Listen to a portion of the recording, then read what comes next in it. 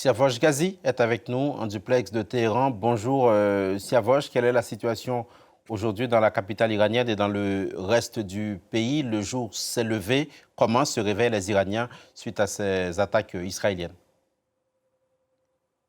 Écoutez, donc ici, ça a été vraiment la surprise. On ne s'attendait pas à une attaque israélienne et puis surtout pas à une attaque d'une telle ampleur, puisqu'à Téhéran même, une vingtaine de cibles ont été touchées, des cibles militaires, par exemple le quartier général des gardes de la Révolution, dans une frappe dans laquelle le général Salami a été tué, mais aussi le chef d'état-major des forces armées, le général Bagheri, un autre général, le général Rachid, qui appartient aussi aux gardes de la Révolution et qui était impliqué dans le programme balistique de Téhéran, a également été tué dans ces frappes.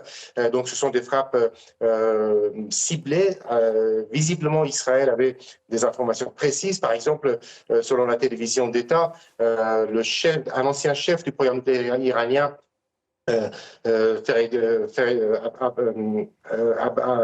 Feridun Abbasi a été tué à son domicile avec un missile qui a touché donc l'immeuble dans lequel il vivait, tout comme un autre responsable du nucléaire iranien. Donc c'est une vaste opération qui a été menée. Ce matin, j'ai un peu circulé dans Téhéran. Il y avait des files d'attente qui commençaient à se faire devant les stations d'essence. On craint donc une pénurie, comme à chaque fois que lorsqu'il y a une crise, mais pour l'instant, c'est la surprise générale, puisque personne ne s'attendait à une telle opération, et surtout avec une telle ampleur de la part d'Israël. Siavosh, un responsable militaire israélien, dit que l'Iran a lancé en direction d'Israël ces dernières heures une centaine de drones. Est-ce que vous en avez connaissance? Alors pour l'instant, on n'a pas d'informations à ce stade sur le lancement de ces drones. On ne sait pas si ces drones ont été lancés vers Israël. Mais ce qu'on sait, c'est que la première opération qui a été menée contre Israël, il y avait d'abord une série de drones qui avaient été lancés. Et ensuite, derrière, quelques heures plus tard, des missiles qui ont été lancés.